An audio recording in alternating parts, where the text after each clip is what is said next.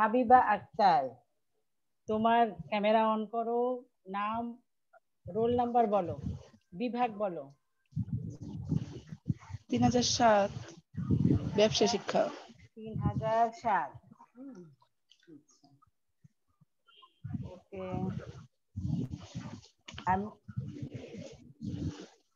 মিম আক্তার বলো, তোমার roll number বলো, বিভাগ বলো। সবাই ক্যামেরা অন করো। ক্লাস স্টার্টিং এর আগে সবাই ক্যামেরা অন থাকবে, কিন্তু মিউট হয়ে থাকবে। মিউট রাখবে আর ক্যামেরা অন রাখবে। আসসালামু আলাইকুম ম্যাডাম। ওয়ালাইকুম সালাম।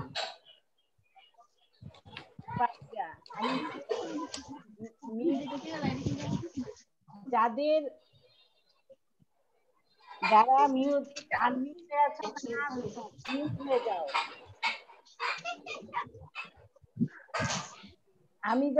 তোমরা যখন কথা বলবে তখন আনমিউট হবে। আমি কাকে জিজ্ঞেস করলাম বিভাগ আর রোল?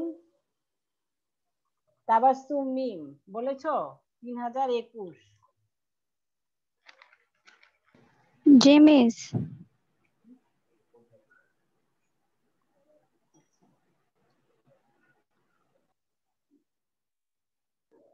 স্বর্ণা, বিভাগ আর রোল বলো। মানবিক 1015। আচ্ছা, 1015। তোমার নাম কি শ্রাবণী আক্তার? শ্রাবণী আক্তার? হ্যাঁ ম্যাম। হ্যাঁ।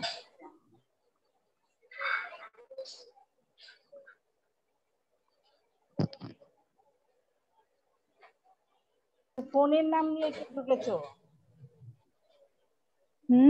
ফোনের নাম নিয়ে কে ঢুকেছো? তোমার নাম, বিভাগ বলো।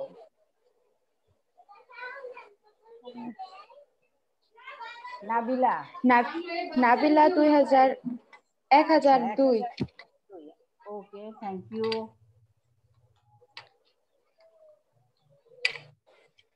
আচ্ছা যাক, এখন আরো তোমরা যারা আসছো, তোমাদের গত ক্লাসে যারা ছিল না বা আজকে যারা নতুন আসছো, তাদেরকে আমি আবারও অভিনন্দন জানাচ্ছি ঢাকা উইমেন কলেজের পক্ষ থেকে। অভিনন্দন, শুভেচ্ছা জানাচ্ছি। তোমরা অলরেডি তো সব মোটামুটি অনেক ক্লাসই করেছো না আমাদের সাথে?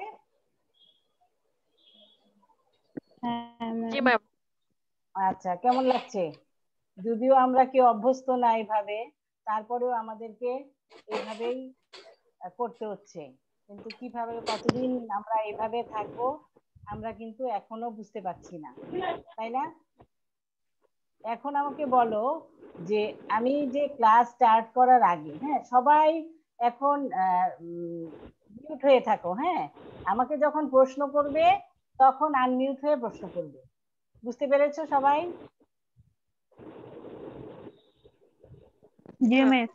হ্যাঁ, কথা বলে সময় নষ্ট করলে আমি ক্লাসটা নিতে পারবো। বই কে কে কিনেছো আমাকে একটু বলো।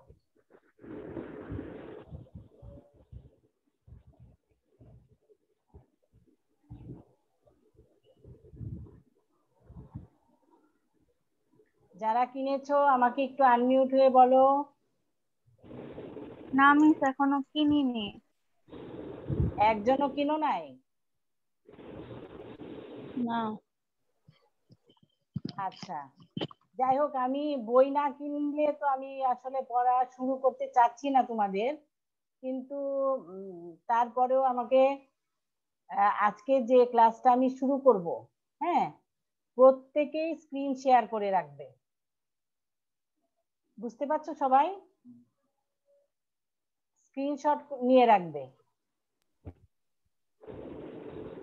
তোমরা আমাকে ওই দিন কিন্তু বলতে পারোনি তোমাদের ক্যামেরার সামনে আমার কিছু স্লাইড যাবে, হ্যাঁ, আমার কিছু লেখা যাবে। এটা যাচ্ছে কিনা আমি যখন বলবো, তোমরা সবাই আমাকে ওকে করবে যে জিনিস আমরা এটা দেখতে পাচ্ছি। হ্যাঁ, জি মিস। হ্যাঁ, বুঝতে পারছো সবাই? আমি তারপরেও ওই দিন আমি দেখলাম যে তোমরা আসলে আমার স্ক্রিনটা যায় নাই, বুঝতে পারো না, এই জন্য আমি আবার তোমাদেরকে একটু সিলেবাস সম্পর্কে বলবো। হ্যাঁ, আর বইয়ের সম্পর্কে বই কেনার জন্য যেটা বলেছিলাম, কারো কি কোনো সমস্যা আছে? বুঝতে পারছো না যে ম্যাডাম আমাদেরকে বইয়ের ছবিটা দেখালে ভালো হয়, বা বইয়ের একটা ছবি পাঠালে, এরকম তো আমাদের কোনো রাইটারের নাম আর বইয়ের নাম হলেই তোমাদের কিন্তু বইটা কিনতে পারবে। বুঝতে পেরেছো? জি মিস। আমি কিনেছি। কে কিনেছো আমাকে একটু দেখাও তো, একটু দেখাতে পারবে? একটু দেখাও, এভাবে দেখাও।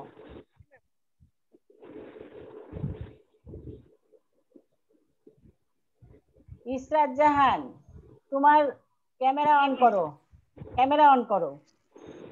আমি যখন কথা বলবো বলেছি মিউট হয়ে থাকবে, কিন্তু ক্যামেরা অন থাকবে। গার্হস্থ্য বিজ্ঞান, হ্যাঁ হ্যাঁ, ঠিক আছে। হুম, দ্বিতীয় পত্র না? আচ্ছা, ঠিক আছে। আমি তাহলে তোমাদের, আমি একটু ইয়েতে চলে যাই, হ্যাঁ, পড়ায় চলে যাই। হুম।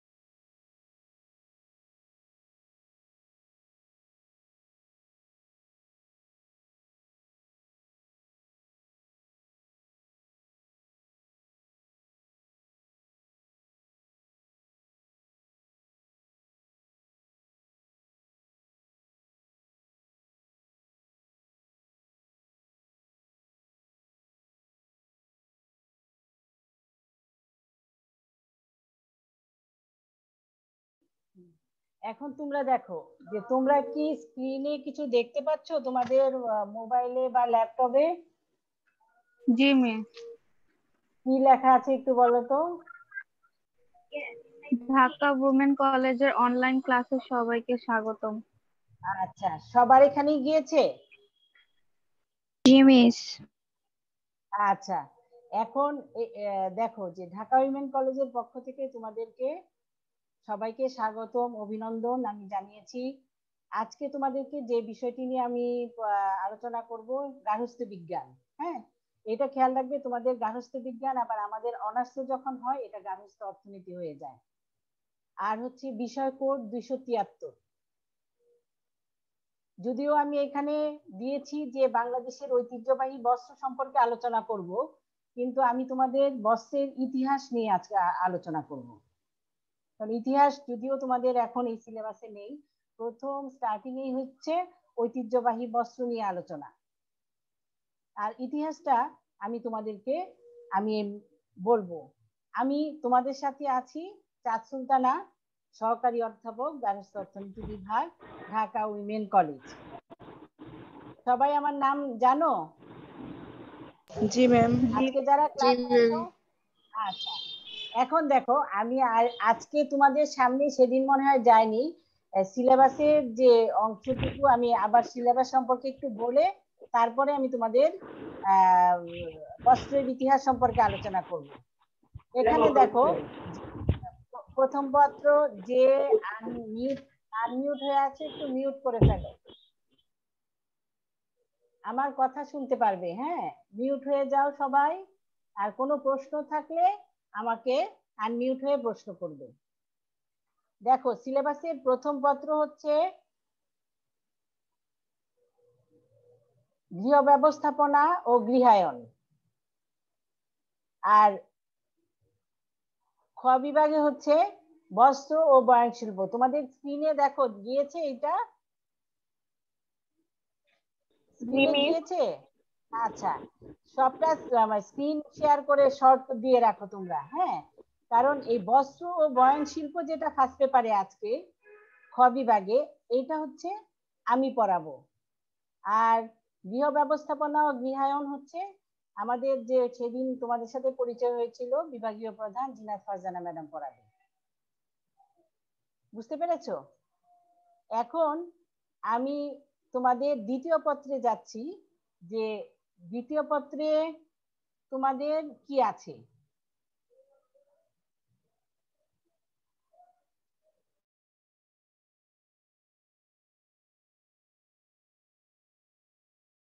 দ্বিতীয় পত্রে আছে ক বিভাগে শিশুর বিকাশ ও পারিবারিক সম্পর্ক, আর খ বিভাগে খাদ্য ও পুষ্টিবিজ্ঞান।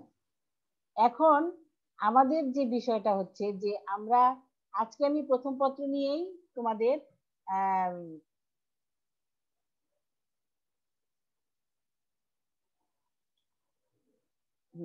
প্রথম পত্রে দেখো যে গৃহ ব্যবস্থাপনা ও গৃহায়ন আর বস্ত্র ও বয়ন শিল্প। আমি আজকে বস্ত্র ও বয়ন শিল্প সম্পর্কে তোমাদের বলবো। যেমন বস্ত্র বয়ন শিল্প তোমরা কি বুঝতে পারো? একটু বলো তো, যাদের এসএসসি তে ছিল, আমাকে একজন একটু বলো তো যে বস্ত্র বয়ন শিল্প যার ছিল ওটাতে কি ছিল, কি মানে পড়েছো তোমরা,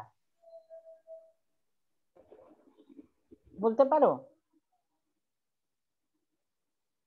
কার ছিল একটু বলো তো আমাকে।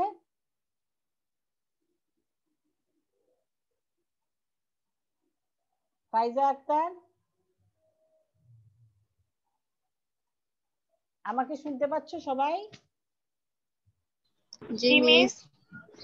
আচ্ছা, বস্ত্র ও বয়ন শিল্প আমি বলি যে তোমাদের আমরা এমনিতেই তো বুঝতে পারছি যে বস্ত্র মানে পোশাক।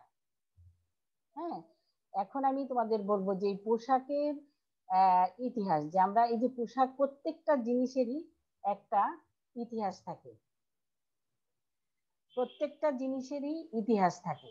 যে এখন বস্ত্রের ইতিহাস বলতে গেলে আমরা যে এই বস্ত্র আমাদের কোথা থেকে আসছে, হুট করেই তো সবটা চলে আসে নাই। হ্যাঁ, এখন আমরা এই যে পোশাক পরিধান করতে গেলে কত ধরনের ফ্যাশন করি, তাই না? আমার এখানে তোমাদের ইতিহাস আমি বলার পরে, যেমন আমাদের যে ঐতিহ্যবাহী বস্ত্র মানে কি, আমাদের বিদেশে যেসব জায়গায় আমরা বিদেশে যেগুলোর চাহিদা বেশি থাকে, যেমন আমাদের ঐতিহ্যবাহী বস্ত্রের মধ্যে থাকে। আর এখন বস্ত্রের ইতিহাস সম্পর্কে আমি বলবো যে আমরা এই বস্ত্র আমরা কেন পরে থাকি, পোশাক আমরা কেন পরে থাকি। কিন্তু অতীত ইতিহাসে যে দেখা যায় যে তোমাদের স্ক্রিন শেয়ার করতেছে মানে আদিম আদিম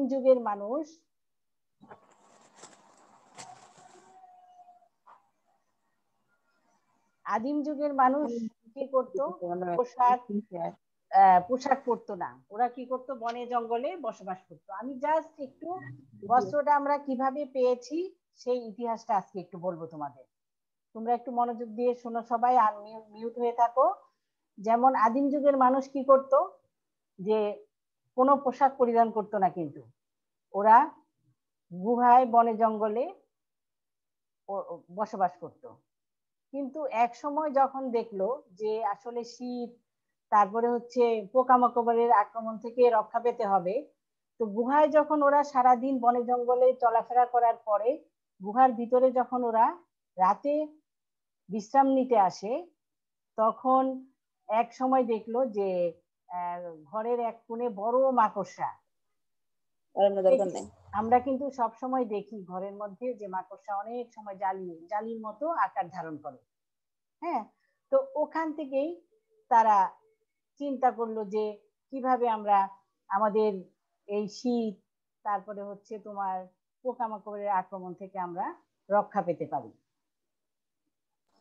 তারপর ওরা ওইখান থেকে চিন্তা করে বের করলো যে এখানে কিন্তু পোশাক কিন্তু সহজে চলে আসে না, আমাদের কি করতে হয়। তাঁত তাঁত চেনো তোমরা? একজন বলো তো।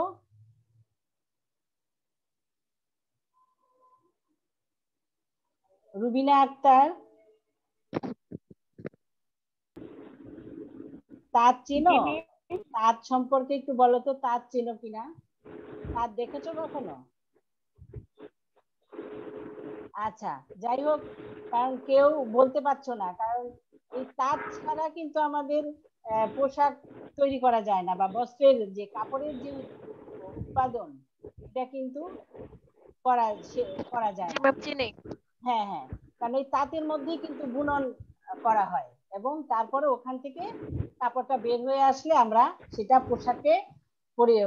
পোশাক হিসেবে তৈরি করে থাকি। যেমন ওখান থেকে তারা চিন্তা করলো যে আমরা কিভাবে তাঁতের আবিষ্কার করতে পারি। তখন ওরা কি করলো, যে বনে জঙ্গলে তো তুমি মনে করো যে গাছপালা ছাড়া কিছুই পাওয়া যায় না, তখন তারা বড় গাছের ডালকে একটা তাঁত হিসেবে ব্যবহার করলো। আর যে গাছের যে লতা পাতা বা শেকড় থাকে, এগুলোকে তারা কি করলো, সুতা হিসেবে ব্যবহার করলো। মানে ওখান থেকেই আমাদের কিন্তু তাঁতের আবিষ্কার। ওইখান থেকে যদি তাঁতের আবিষ্কার না হতো, আমরা কিন্তু আজকে এত ফ্যাশনেবল পোশাক পরিধান করতে পারতাম না। বুঝতে পেরেছো? এই তাঁতের আবিষ্কার হওয়ার পরেই কিন্তু আস্তে আস্তে বস্ত্রের আবিষ্কার বা পোশাকের আবিষ্কার হলো। তারপরে আমি এখন তোমাদেরকে আরেকটু বলি যে পোশাক কি। পোশাক হচ্ছে যে আমরা শালীনতা রক্ষা, শরীরের স্বাভাবিক উত্তাপ, কাজকর্ম করার সুবিধা, দেহের ত্রুটি ঢাকা, ঘাত প্রতিঘাত থেকে রক্ষা করা, এইসব বিষয়গুলো যেগুলো শরীরকে রক্ষা করে থাকে, মানুষের দেহে এক ধরনের আচ্ছাদন বহন করে, তাকে পোশাক বলে। আমরা এখন মনে করো যে পোশাক পরি, যে পোশাক একটা সালোয়ার কামিজ পরলাম, এটার সাথে আবার আরেকটু কিছু, যেমন পোশাক কি এবং পরিচ্ছদ কি। পোশাক হচ্ছে যে দেহের আবরু রক্ষা, শালীনতা রক্ষা করার জন্য আমরা যা পরিধান করে থাকি তাই। এবং পরিচ্ছদ কি বলতো? আমরা কিন্তু জানি না, একটা সালোয়ার কামিজ বলো, একটা শাড়ি বলো, আমরা যখন পরি, তাকে আমাদেরকে আরেকটু সুন্দর এবং আকর্ষণীয় করার জন্য আমরা কি করি বলো তো একটু?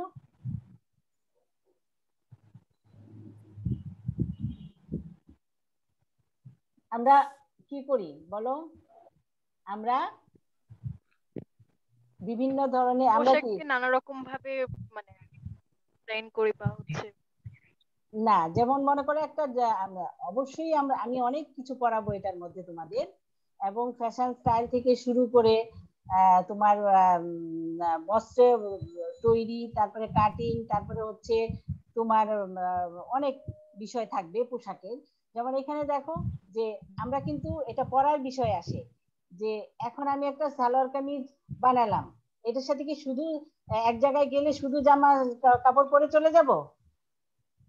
তা কিন্তু না। কি করতে হবে, এটার সঙ্গে আমরা কি করি, প্রথমে যখন সালোয়ার কামিজ কিনি অথবা শাড়ি কিনি, প্রথমেই চিন্তা করি যে এটার সঙ্গে আমার গহনা কি লাগবে, তাই না? যে আমি একটা গহনা বা গলায় কানে আমাকে পরতে হবে। তারপর হচ্ছে জুতা, আমি কি জুতা ছাড়া পরে যাব? এগুলো হচ্ছে না মিস। পরিচ্ছদ। হ্যাঁ, এটা মানে যেগুলো আমরা মানে ওই গহনা কানে বলো, গলায় বলো, এবং ব্যাগ, আমরা তো এগুলা কিন্তু তোমরা কিন্তু জানো না। আজকে জানলে যে আমরা প্রত্যেকটা, মানে এটা হচ্ছে পরিচ্ছদ, যে আমরা যখন কোনো শাড়ি বা পোশাক পরে থাকি, তার সাথে এটাকে আরেকটু সুন্দর এবং আকর্ষণীয় করার জন্য আমার নিজেকে, তখন আমি কি করি, ব্যাগ একটা ম্যাচিং করি না সব সময়? আমাকে একটা ব্যাগ, প্রথমে আমাকে একটা জুতা স্যান্ডেল চিন্তা করতে হবে, যে আমি কি ধরনের স্যান্ডেল পরবো। তারপরে এটার সাথে গয়না চিন্তা করব। কোথাও গেলে তো আমার জুতা ছাড়া যাওয়া যাবে না, তাই না? আমরা তো একটা অনুষ্ঠান বলি, একটা অনুষ্ঠানে যেতে গেলে আমরা কি করি, যে একটা ড্রেস বানাই, তার সাথে এই জিনিসগুলো অবশ্যই ম্যাচিং করি, যে গলায় কানে ম্যাচিং থাকবে, তারপর হচ্ছে জুতাটা একটু ভালো থাকবে। এগুলো হচ্ছে তোমার পরিচ্ছদ। আমার তোমাদের এই সিলেবাসের প্রথম, এটা হচ্ছে আমি তোমার ওভারঅল সিলেবাস মানে যেটা আমার একটু বলে নিলাম। তো এখন আমি আজকে তোমাদের, আমি পুরোটা শেষ করতে পারবো কিনা জানি না, যে ঐতিহ্যবাহী বস্ত্র সম্পর্কে আলোচনা।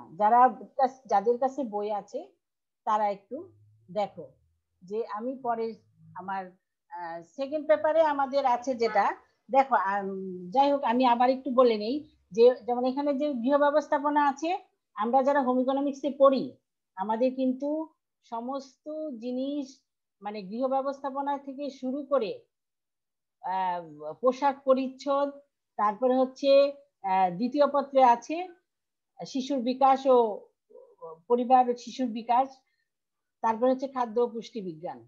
মানে আমরা শিশু, একটা পরিবার থেকে একটা বাচ্চার জন্ম থেকে শুরু করে তারপর হচ্ছে তাকে কিভাবে আমরা লালন পালন করব, এবং গর্ভবতী মা থাকবে, প্রসূতি মা থাকবে, তারপরে তোমার কিভাবে অটিস্টিক বাচ্চাদের আমরা পরিচালনা করব, তারপরে থাকবে তোমার কিশোর অপরাধ এবং খাদ্য পুষ্টি বিজ্ঞান। হ্যাঁ, সব কিছু থাকবে, সবকিছুই আমরা পড়াবো। একদম গৃহ ব্যবস্থাপনা মানে গৃহ কিভাবে, আমরা মনে করো যে একটা গৃহ শুরু করলে তার ব্যবস্থাপক থাকে, সে গৃহ সে কিভাবে পরিচালনা করবে, তারপর বস্ত্র আমরা কিভাবে, আজকে তোমাদেরকে বস্ত্র সম্পর্কে আমি বললাম, তারপর থাকবে শিশুর বিকাশ মানে দ্বিতীয় পত্রে থাকবে। আমরা কিন্তু ফার্স্ট পেপার এবং সেকেন্ড পেপার দুইটাই পড়াবো। তোমরা কিন্তু বই না কিনলে ক্লাসে তোমরা মানে মনে ভাল লাগবে না ক্লাস করতে। নেক্সট ক্লাসে আমি অবশ্যই তোমাদেরকে চাইবো যে বই যেন সবার কাছে সাথে থাকে। যাই হোক, আমি একটু ঐতিহ্যবাহী বস্ত্র সম্পর্কে তোমাদের বলি।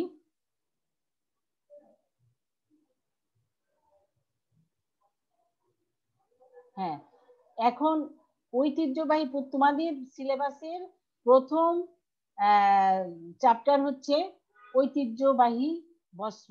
যার কাছে বই আছে সে একটু দেখো। হ্যাঁ, তো এখন ঐতিহ্যবাহী বস্ত্র বলতে আমরা কি বুঝি? ঐতিহ্যবাহী বস্ত্র প্রথম চ্যাপ্টার হচ্ছে তোমাদের ঐতিহ্যবাহী বস্ত্র, আর আমাদের দেশে বিভিন্ন নৃগোষ্ঠী বসবাস করে তাদের পোশাক নিয়ে আলোচনা। আমি আজকে তোমাদের ঐতিহ্যবাহী বস্ত্রের মধ্যে হচ্ছে জামদানি, মসলিন, মণিপুরি, তারপরে হচ্ছে টাঙ্গাইল তাঁত, রাজশাহী সিল্ক, হ্যাঁ এই জিনিসগুলো থাকবে। আজকে আমি দেখি তোমাদের কতটুকু সময় আমাদের হয়।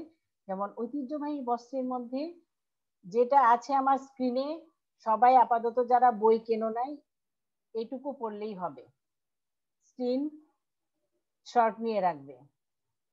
যেমন ঐতিহ্যবাহী বস্ত্র বলতে আমরা কি বুঝি? যে আমাদের দেশে মানে কোনো জিনিস যেটা বিদেশে বা দেশের বাইরে বিভিন্নভাবে প্রচলিত হয় এবং থাকে, তাই সেটাই মানে আমাদের ঐতিহ্যবাহী বস্ত্র হিসেবে আমাদের ধরা হয়। যেমন যেমন আমাদের বস্ত্র শিল্প ঐতিহ্যে ভরা।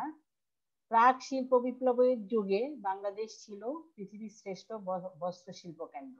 বাংলাদেশের মসলিন ছিল পৃথিবীর বিখ্যাত। মসলিনের একটা ইতিহাস আছে তোমাদের, যে মসলিন তো আমরা জানি যে বিখ্যাত আমাদের দেশে, মসলিন বিখ্যাত। তো আগের দিনে যাদের ভালো পয়সা ছিল, টাকা পয়সা ছিল, রাজা বাদশারা, তারাই কিন্তু মসলিন ব্যবহার করতে পারতো।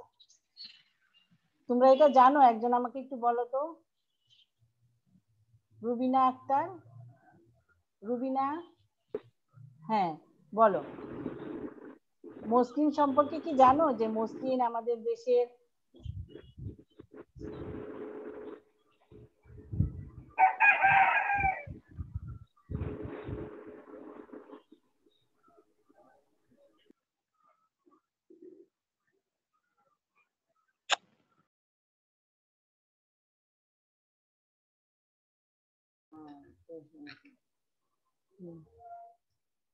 বলতে পারো? আচ্ছা যাই হোক, মসলিন আগে যেমন রাজা বাদশারা এরা কি করত,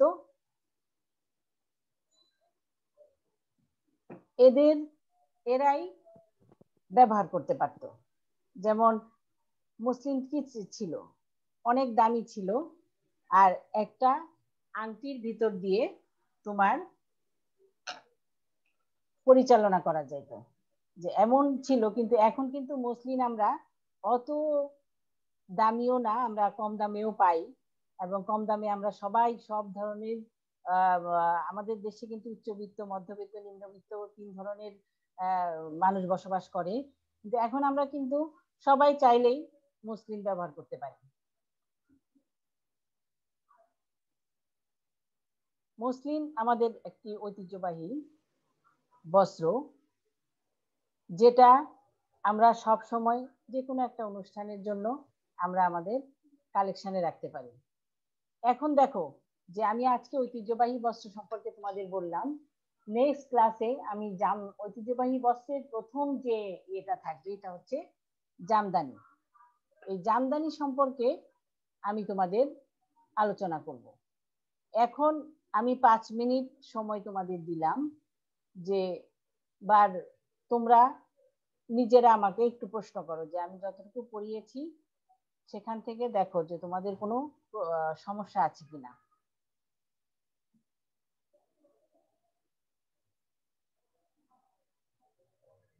আমাকে প্রশ্ন না করলে আমি তো বুঝবো না যে তোমরা কতটুকু বুঝতে পেরেছো, আমার ক্লাস ভালো লাগছে কিনা।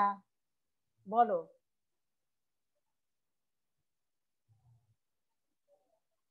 আয়শা, তাবাসসুম, না তাসমিম,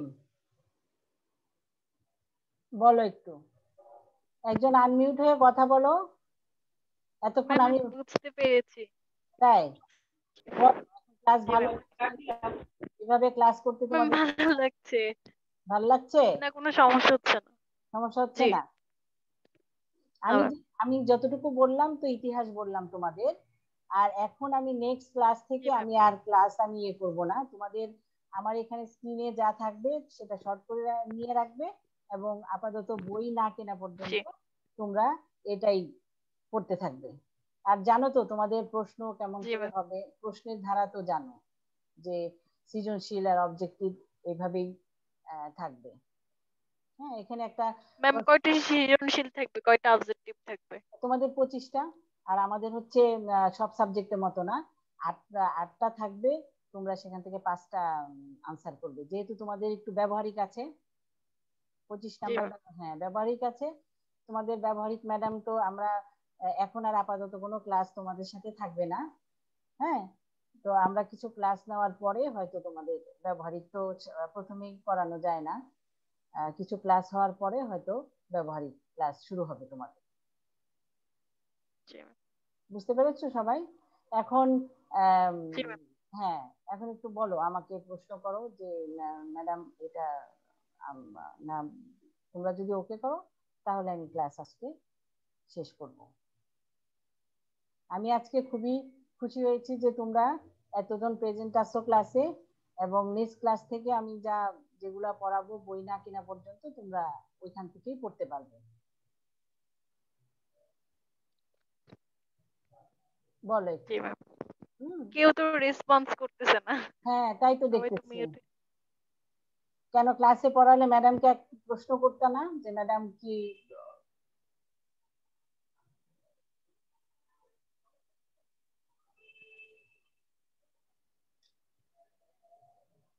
বলো। আর ঐতিহ্যবাহী বস্ত্র তো জানো, যাদের আমি বারবার বলছি কেউ কথা বলছো না, যে যাদের এসএসসি তে ছিল, ম্যাট্রিকে ছিল, তারা কি বস্ত্র সম্পর্কে কিছু জানতে?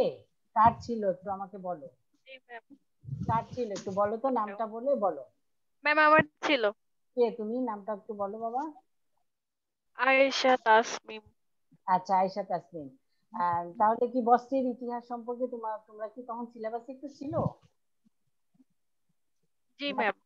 হ্যাঁ, যাদের একটু ছিল, এসএসসি তে যাদের ছিল তাদের জন্য একটু সুবিধা হবে। খুব মানে সিলেবাস তো আসলে এসএসসি আর এইচএসসি অনেক পার্থক্য, কিন্তু তোমাদের কিন্তু এসএসসি তে যেভাবে পড়ে জি আসছো এখন কিন্তু এইভাবে পড়াশোনা করলে হবে না তোমাদের। আরো অনেক পড়তে হবে। ঠিক আছে? জি ম্যাম। আচ্ছা, ঠিক আছে, তাহলে সবাই ভালো থাকবে, হ্যাঁ, সুস্থ থাকবে, জি ম্যাম। বাসা থেকে বের হবে না। জি ম্যাম। ঠিক আছে? আচ্ছা, জি ম্যাম। হ্যাঁ, ধন্যবাদ সবাইকে।